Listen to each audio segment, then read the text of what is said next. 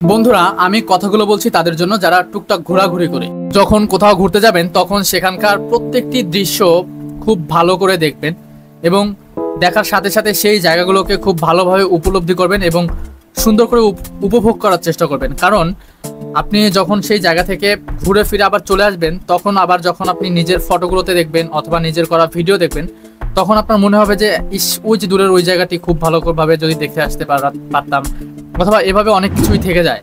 ঘোরার পরে আমরা যখন আবার বাসায় ফিরে আসি, গ্রামে ফিরে আসি, তখন দেখতে পাই অনেক কিছুই আমরা মিস করে চলে আসছি। সো এই মিস করাটা যেন পরে না করে, সে কারণে আসলে আপনি যখন যেখানে যাবেন সেই জায়গাগুলোতে খুব ভালো করে দেখে আসবেন। অথবা আপনি চাইলে যে জায়গাটিতে ঘুরতে যাবেন সেখানকার বিভিন্ন ইনফরমেশন, তথ্য নিয়ে যেতে পারেন আগে থেকেই, বিভিন্ন ভিডিও দেখে অথবা গুগলে সার্চ করে বিভিন্ন তথ্য সংগ্রহ করে যেতে পারেন। সেক্ষেত্রে আপনি খুব সহজেই আপনার পছন্দের জায়গা অথবা সেখানে আরও কি সুন্দর সুন্দর জায়গা আছে সেগুলো কিন্তু আপনি চাইলে দেখে আসতে পারেন।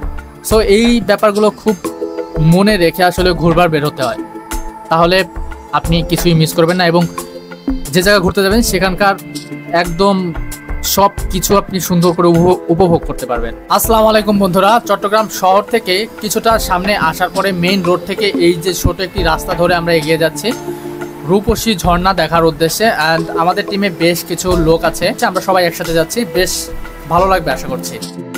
রূপসী ঝর্ণায় প্রবেশের বেশ খানিকটা আগে এই জায়গা থেকে 30 টাকা করে টিকিট কাটতে হয় রূপসী ঝর্ণা দেখার জন্য। অ্যান্ড এই জায়গাতে আপনি বিভিন্ন ধরনের খাবারও খেতে পারেন চাইলে।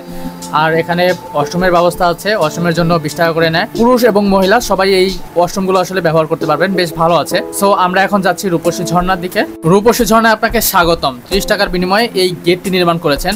তবে আমার কাছে এই ব্যাপারটি খুব বেশি ভালো লাগে নাই, কারণ একটি প্রাকৃতিক দৃশ্য রূপসী ঝর্ণা, এখানে অনেক পাহাড় আছে, সেই দৃশ্য দেখার জন্য আমাকে কেন 30 টাকা দিয়ে টিকিট কাটতে হবে আমি ঠিক বুঝি নাই। তারপরেও যেহেতু আসছি, ঢাকা থেকে ঘুরতে এসেছি, তাই আমি টিকিট নিয়েই আসলে প্রবেশ করলাম। অ্যান্ড আপনারা আমাদের সঙ্গে থাকুন। অ্যান্ড যদি ভিডিওটি ভালো লাগে অবশ্যই লাইক কমেন্ট করবেন, আর যদি চ্যানেলটিতে নতুন হয়ে থাকেন তাহলে চ্যানেলটি সাবস্ক্রাইব করে সঙ্গেই থাকুন।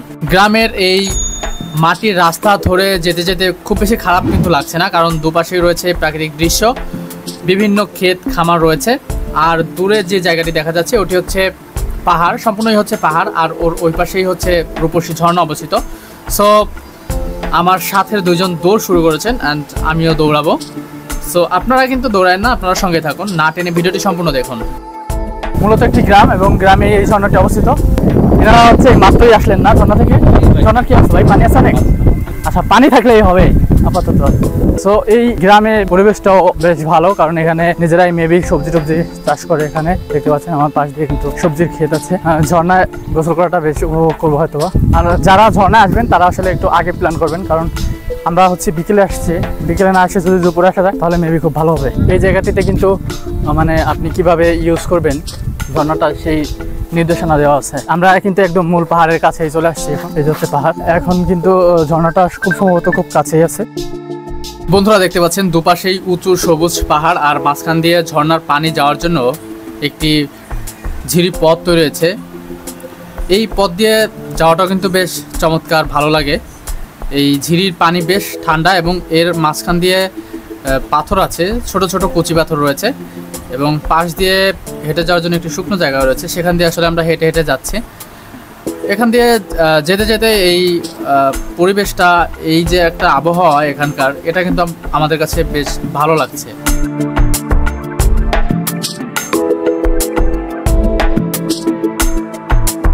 এই যে আমরা পাহাড়ের মধ্যে দিয়ে হেঁটে যাচ্ছি, এটা আমাদের কাছে খুবই ভালো লাগার একটি বিষয়।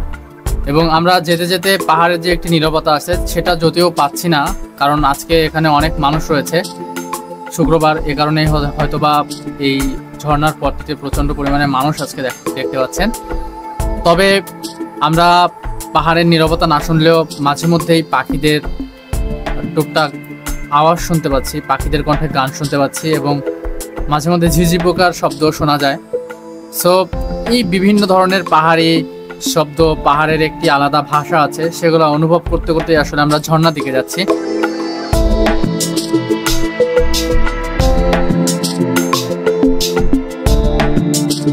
এখানে একটু উঁচু জায়গা, সেখান থেকে আবার একটু নিচের দিকে নামতে হয়, ঝিরির মধ্যে পার হয়ে ওই পার গিয়ে আবার হাঁটাহাঁটি করে আমাদের আসলে এগিয়ে যেতে হবে। অ্যান্ড সামনেই আমাদের টিমের কয়েকজন লোক আছে। আসলে এই জায়গা দিয়ে হেঁটে যাওয়ার সময় একটা ভালো লাগা সবার মধ্যেই থাকবে। আর আমরা যে ঝর্ণায় দেখতে যাচ্ছি সেই ঝর্ণাটাও অনেক সুন্দর। ঝর্ণার ভিডিওটা আমার ইউটিউব চ্যানেলে আপলোড করা আছে, চাইলে যে কেউ দেখে নিতে পারেন।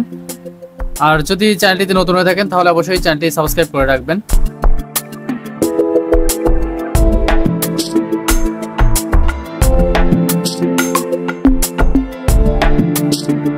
ঝর্ণাতে মূলত সবাই দুপুরের দিকে আসে আর দুপুরের পরেই আসলে ফিরে যায়, কিন্তু আমরা হচ্ছে দুপুরের খাবার চট্টগ্রামে খেয়ে দেন বিকেল প্রায় এখন 3টা সাড়ে 3টা বাজে অলরেডি। সো এখন সবাই দেখতে পাচ্ছেন সবাই কিন্তু ব্যাক করতেছে আর আমরা যাচ্ছি। তবে ভালো ব্যাপার হচ্ছে আমরা যাওয়ার পরে মেবি ঝর্ণার জায়গাটি সম্ভবত খালি পাওয়া যাবে, কারণ সবাই যেহেতু ফিরে আসছে আর আমরা যাচ্ছি। সো এটা আশা করা যেতে পারে।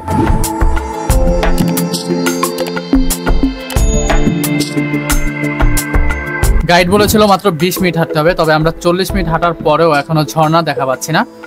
এজন্য গাইড আমাদের সাথেই আছে অ্যান্ড গাইডটা বেশ ভালো। আর দেখতে পাচ্ছেন এখানে কলা গাছ রয়েছে। এই জঙ্গলের মধ্যে অনেক জায়গায় কলা গাছ আছে, যে কারণে পাহাড়ি এলাকাতে আপনারা দেখবেন যে কলা কিন্তু বেশ সাশ্রয়ী মূল্যে পাওয়া যায়। আর এপাশটাতেও সেই সবুজ পাহাড় এবং পাহাড় ঘেঁষেই রয়েছে এই ঝিরিপথটা। এই ঝিরিপথ দিয়ে যাওয়াটা খুবই ভালো লাগে আসলে, কারণ পানি তো প্রচুর ঠান্ডা আর আমরা গরমের মধ্যে ছিলাম এত সময়। সো ভিজে ভিজে যাচ্ছি, খুবই ভালো লাগছে আসলে।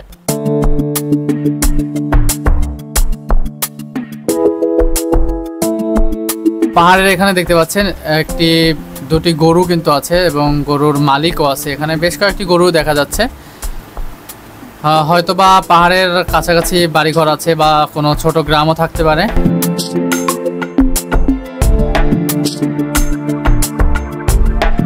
দূরে ওই যে যাকে দেখছেন সেই হচ্ছে আমাদের গাইড।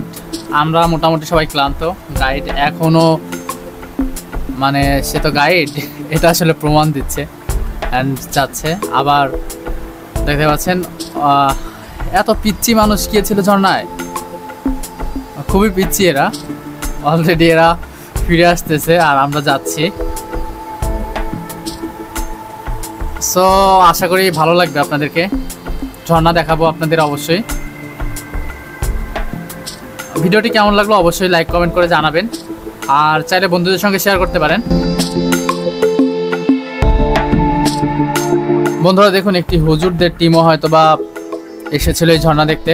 তাদের ঝর্ণা দেখার শেষে তারা ফিরে যাচ্ছে আর আমরা ঝর্ণার দিকে এগিয়ে যাচ্ছি। খুব কাছেই মনে হচ্ছে ঝর্ণা, কারণ ঝর্ণার শব্দ আমরা এখান থেকে শুনতে পাচ্ছি। আজাইরা রুমে বসে শুয়ে বসে সময় না কাটিয়ে এভাবে দলবল নিয়ে বন্ধু বান্ধবদের নিয়ে বেরিয়ে পড়ুন।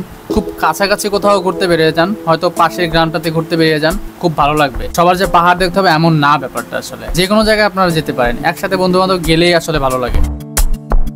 ঝর্ণা চলে আসছে, দেখতে পাচ্ছেন দূরেই কিন্তু ঝর্ণাটা এখনো দেখা যাচ্ছে না। তবে আমরা ঝর্ণায় একদম ঝর্ণার পাশেই, আমরা এই পাশটাতে সবকিছু রেখে ঝর্ণায় ঝাঁপ দিব। ঝর্ণার ভিডিওটা কিন্তু অলরেডি আমার আপলোড করা আছে চ্যানেলে, চাইলে ঝর্ণার ভিডিওটা দেখে নিতে পারেন, খুবই ভালো লাগবে আশা করি।